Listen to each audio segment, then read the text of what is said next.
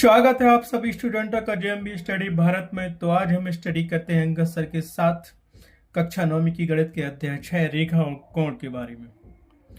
यह रेखा और कोण अर्थात अध्याय 6 का भाग नंबर 3 है, जिसमें हम परिचय के बारे में जानेंगे। ये परिचय का तीसरा वीडियो है।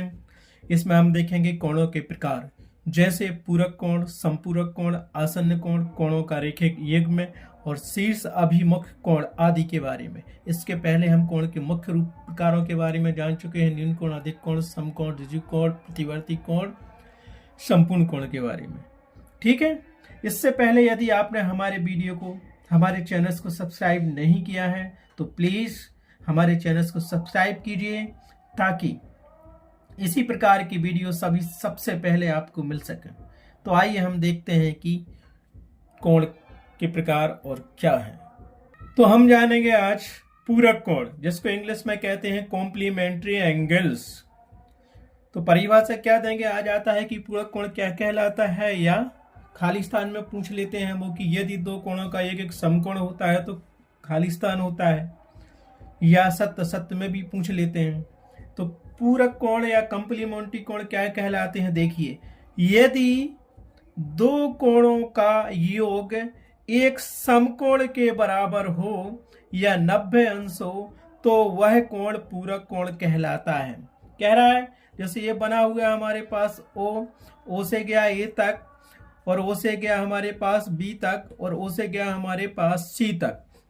तो हमारे पास यहाँ दो कोण दिख रहे हैं। एक तो मिल गया AOC, ये 60 अंश का है। दूसरा कोण मिल गया हमें BOC, 30 अंश का है। इन दोनों कोणों को मिलाएंगे तो कितना हो रहा है, 90 अंश का हो रहा है।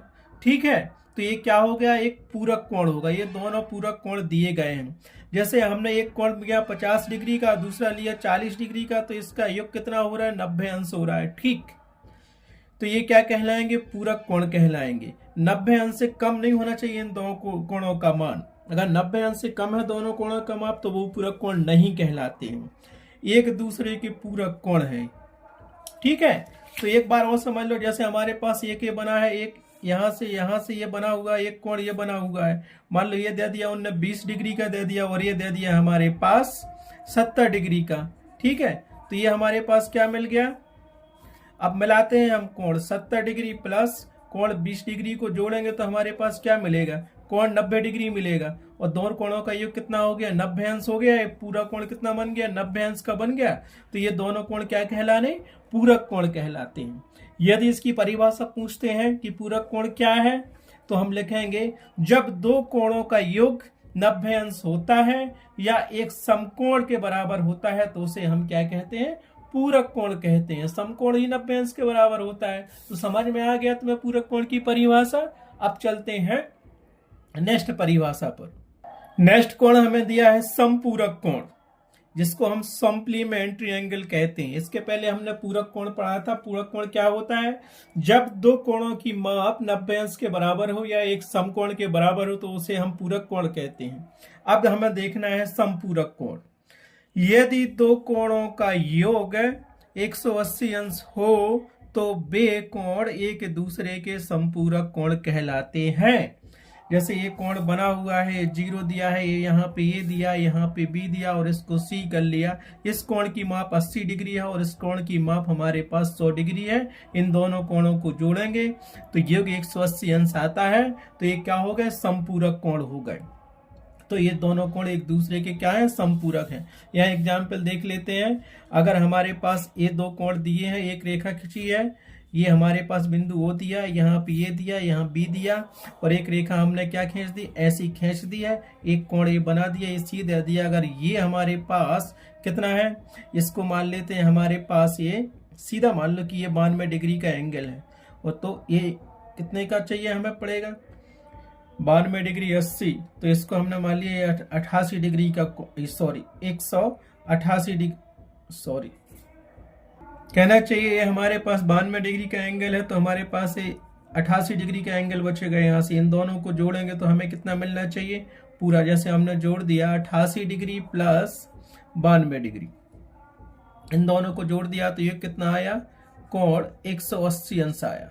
तो यह क्या है, एक समपूरक कोण है। वे कोण जब दो कोणों का मान 180 अंश के बराबर होता है जोड़ने पर तो एक दूसरे के संपूरक कोण कहलाते हैं। एक एग्जाम्पल और मैं तुमको दे रहा हूं यहाँ पे। देखिए, माना कि एक कोण ये है, ये सरल कोण पूरा बना हुआ है, एक लाइन पे बना हुआ है, और यहां से हमने लिख दिया कि ये कोण ये दिया है, ठीक है, ये ओ दिया है और ये बी दिया, ए दिया, ए बी दिया और ये सी रेखा दी है।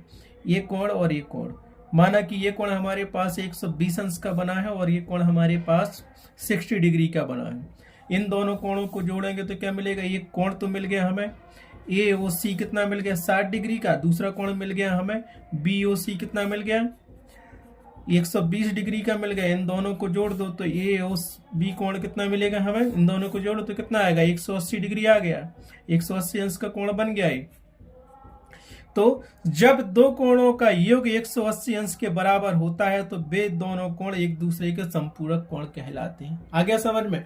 पूरक कोण की परिभाषा क्या थी, जब दो कोणों का योग 90 अंश के बराबर होता है तो वे दोनों कोण एक दूसरे के पूरक कोण कहलाते हैं। और इसी प्रकार यदि जब दो कोणों का योग 180 अंश होता है तो वो दोनों कोण एक दूसरे के संपूरक कोण कहलाते हैं। अब चलते हैं नेक्स्ट परिभाषा पर कोण की। अब हमें दिया गया है आसन्न कोण, जिसको एडजेसेंट एंगल्स कहते हैं इंग्लिश में। तो ये आसन्न कोण बहुत महत्वपूर्ण भूमिका निभाता है इस चैप्टर में। तो देखो आसन्न कोण किसे कहते हैं। दो कोण आसन्न कोण कहलाते हैं यदि उनमें, इसमें शर्तें दी गई हैं, 3 शर्तें मेन होती हैं, वो शर्तें आपको याद रखनी पड़ेगी आसन्न कोण के आता है तो। वो तीनों चीजें हमें वेरीफाई करनी पड़ेंगी अगर वो आसन्न कोण है तो। दो कोण आसन्न कोण कहलाते हैं यदि उनमें एक उभयनिष्ठ शीर्ष हो, दूसरा क्या कहा, एक उभयनिष्ठ भुजा हो, और उनकी वे भुजाएं जो उभयनिष्ठ नहीं है उभयनिष्ठ भुजा के विपरीत और स्थित हों। तो हमारे पास जैसे एक डायग्राम बना हुआ है, ये बिंदु ओ है, ओ से अंत बिंदु बी से सी की तरफ गए, बी से ए की तरफ गए और बी से डी की तरफ गए, ठीक है। तो जो बिंदु बी दिया है ये शीर्ष कहलाता है, वर्टेक्स कहलाता है, और यहां से बी ए भुजा है, बी सी बी भुजा है, और बी डी क्या है, एक उभयनिष्ठ भुजा है। कैसी उभयनिष्ठ भुजा है, मान लो हमारे पास एक कोण ये बन गया एक्स और एक कोण ये बन गया वाई। तो यहां से एक कोण बना हमारे पास क्या, B A D. B A D कोण कितना है 22 डिग्री का है, और यहीं से बना हमारे पास बी ए, तो कुछ भी कर लो, C B D X degree का कोण है। तो दोनों में भुजा क्या है उभयनिष्ठ हमारे पास, ये बी डी भुजा उभयनिष्ठ है ना, इस कोण में भी और इस कोण में भी उभयनिष्ठ है, तो ये उभयनिष्ठ भुजा होती है। तो पहली शर्त तो ये है कि एक उभयनिष्ठ शीर्ष हो, दो कोण दिए गए हो तो उनमें एक उभयनिष्ठ शीर्ष हो, ठीक है। उभयनिष्ठ शीर्ष है हमारे पास इन दो कोणों में बी। दूसरी शर्त क्या है, एक उभयनिष्ठ भुजा हो। तो ठीक है, ये दोनों कोण है तो इसमें एक उभयनिष्ठ भुजा क्या है, बी डी उभयनिष्ठ भुजा है। और वो कह रहा है उनकी वे भुजाएं जो उभयनिष्ठ नहीं है, जैसे बी ए और बी सी भुजाएं उभयनिष्ठ नहीं है, उभयनिष्ठ भुजा के विपरीत और स्थित हो। निश्चित विपरीत है, क्योंकि उभयनिष्ठ भुजा क्या है, बी डी है, तो बी ए भुजा इस तरफ जा रही है और बी सी भुजा इस तरफ जा रही है, जबकि उभयनिष्ठ भुजा ऐसी जा रही है। तो क्या हो गया, ये आसन्न कोण हो गया। तो परिभाषा एक बार फिर देख लो, आसन्न कोण को एडजेसेंट एंगल कहते हैं। जब दो कोण आसन्न कोण कहलाते हैं यदि उनमें एक उभयनिष्ठ शीर्ष हो जैसे बी, एक उभयनिष्ठ भुजा हो जैसे बी डी, और उनकी वे भुजा जो उभयनिष्ठ नहीं है उभयनिष्ठ भुजा के विपरीत और स्थित हो।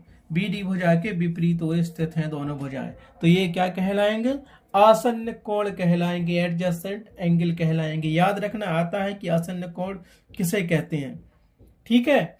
यह क्वेश्चन में दिया गया है कि आसन्न कोण दिया गया है तो निश्चित है उसमें एक उभयनिष्ठ शीर्ष होगा, एक भुजा होगी, और दो भुजाएं उभयनिष्ठ भुजाओं के विपरीत होंगी, तो वो क्या कहलाते हैं, आसन्न कोण कहलाते हैं। अब देखते हैं हम नेक्स्ट एंगल के बारे में। अब हम जानेंगे कोणों का रेखक युग्म, linear pair of angle, LPA क्या कहलाता है। तो डायग्राम हमने बता दिया है, फिर बता रहे हैं आपको, पहले इसको समझ लो। अगर एक लाइन ऐसी दी है, इस पर एक बिंदु A, दूसरा C और ये B दिया है, और यहाँ से एक किरण गई है बिंदु B सेंटर से D की तरफ, ठीक है। तो जो कोण बनेगा हमारे पास, कोण ABC बराबर होगा कोण ABD प्लस कोण BCD। BCD मतलब CBD ये कोण और DB ये कोण, दोनों का योग कितना होगा? कोणों का रेखिक युग्म के बराबर होगा। कहना चाहिए ये कोण कितना आता है, इसके बराबर है। ये कोण हमारे पास दोनों का योग 180 अंश आता है, तो कोणों का रेखिक युग्म ही कहलाता है। परिभाषा के रूप में देखेंगे, कोणों का रेखिक युग्म तभी माना जाएगा जब एक सरल रेखा बनेगी। इस सरल रेखा पर से एक किरण ऐसी जाती है, ठीक है, और दोनों कोणों का योग कितना होना चाहिए? 180 अंश होना चाहिए, तो वो क्या कहलाता है? कोणों का रेखिक युग्म कहलाता है। परिभाषा हम आपको दिखाते हैं। तो देखो यहाँ पे कोण ABD और कोण DBC कोणों का रेखिक युग्म है, ठीक है। यह आसन्न कोणों की तरह ही है, आसन्न कोणों की तरह ही है, ठीक।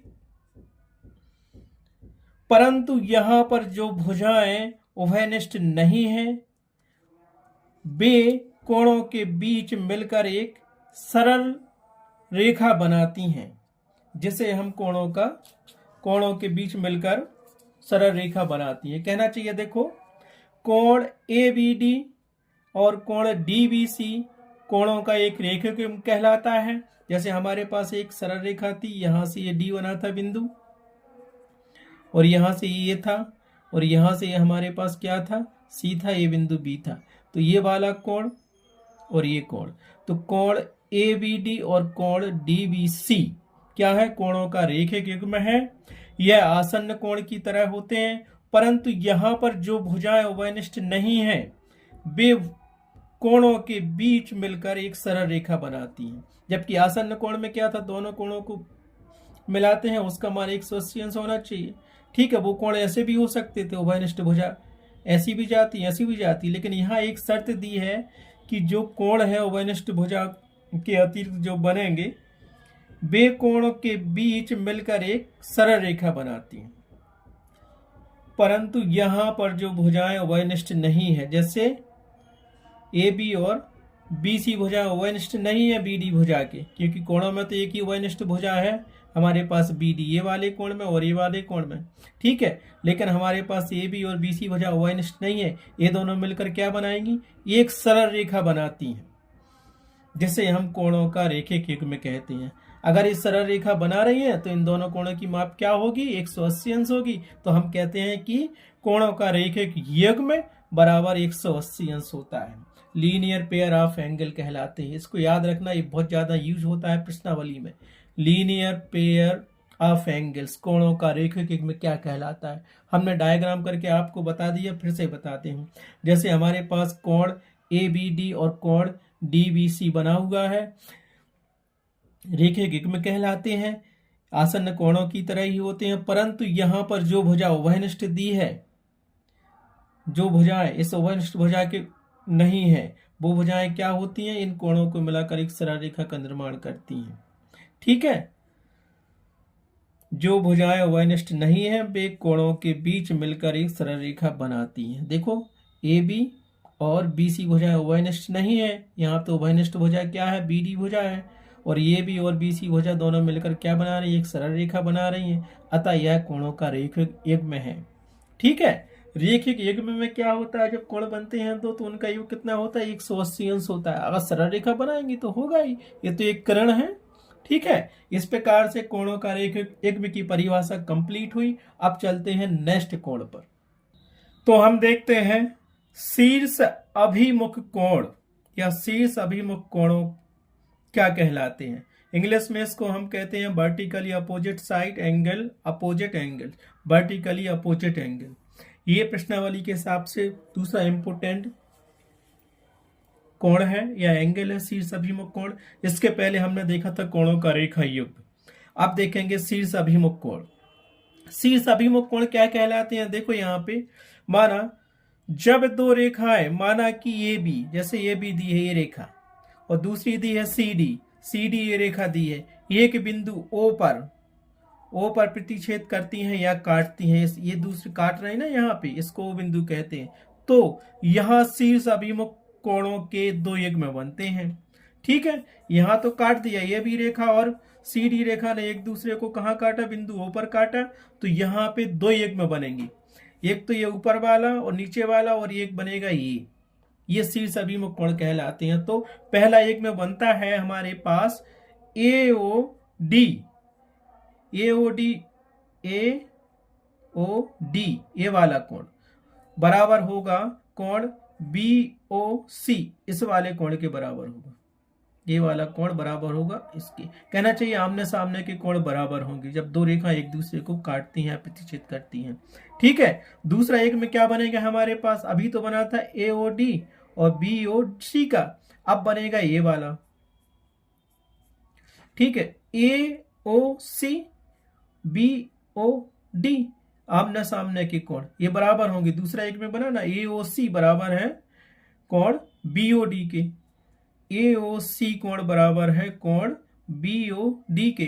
तो आमने सामने के कोण जब बराबर होते हैं तो उसको हम क्या कहते हैं, शीर्ष अभिमुख कोण का युग्म कहते हैं। जैसे हमने पढ़ा था कि कोणों का रेखिक युग्म, वैसा ये शीर्ष अभिमुख कोणों का युग्म कहलाता है। शीर्ष अभिमुख कोण में क्या होती है, दो रेखा एक दूसरे को प्रतिच्छेद करती हैं, तो उनके आमने सामने जो कोण बनते हैं वो शीर्ष अभिमुख कोण कहलाते हैं। ठीक है, इसको हम रफ में भी एक बार समझ लेते हैं। देखो क्या कहलाते हैं। मान लो कि ये दो रेखाएं हैं हमारे पास, एक ए है और एक ए है। इसको हमने नाम दे दिया क्या, PQ नाम दे दिया। इसको नाम दे दिया हमने क्या, RS नाम दे दिया। एक कहाँ काट रही हैं, बिंदु O पे काट रही हैं। ठीक है, तो इसके सामने का एक कोण तो बन गया हमारे पास POC, ये वाला कोण बराबर होगा इसके सामने के कोण का, किसके, ROQ। इसके सामने कोण कौन सा है, ये है ना, तो इसके बराबर होगा। ये एक में बन गया, कौन सा बन गया, कोण POC बराबर होगा कोण ROQ के, कोण ROQ के बराबर होगा सामने का कोण। दूसरा एक में क्या होगा, ये पहला एक में, दूसरा एक में हमारे पास होगा ये वाला। तो यहाँ पे एक रेखा ये है, ये वाला कोण और ये वाला कोण। ठीक है, तो यहां से POR, तो कोण बना हमारे पास POR बराबर होगा कोण, इसको लिख लो QOS के बराबर होगा। कहना चाहिए कि आमने सामने के कोण बराबर होते हैं शीर्ष अभिमुख कोण में। तो पहला एक में ये बराबर होता है, दूसरा ये हो गया। इस पे आधारित क्वेश्चन है जो हम सॉल्व करेंगे शीर्ष अभिमुख पे आधारित, और रेखिक एक में कोण पे भी आधारित क्या है, क्वेश्चन है। तो इनको सॉल्व करना जरूरी है, इन कोणों को याद रखना। आप तो समझ में आ गया कि शीर्ष अभिमुख कोण क्या कहलाता है, वर्टिकल अपोजिट एंगल क्या कहलाता है, जिसमें कोणों की युग्म ये आमने सामने के कोण बराबर होते हैं, वो शीर्ष अभिमुख कोण कहलाते हैं। इसमें दो एक में बनते हैं, एक वाला बराबर होगा इसके और ये वाला बराबर होगा इस वाले के बराबर होगा। ठीक है, आज की वीडियो में बस इतना ही। आज हमने कुछ इंपोर्टेंट एंगलों के बारे में चर्चा की है, जैसे पूरक कोण, समपूरक कोण, कोणों का रेखिक युग्म, शीर्ष अभिमुख कोण के बारे में चर्चा की है। इन कोणों को आप याद रखना, क्योंकि इनके बिना तुम प्रश्नावली को सॉल्व नहीं कर पाओगे। जो 4 नंबर का क्वेश्चन आना है इन्हीं कोणों पर आधारित आता है। नेक्स्ट वीडियो में जानेंगे और नेक्स्ट कोणों के बारे में। आज की वीडियो में बस इतना ही। Thanks for watching my video.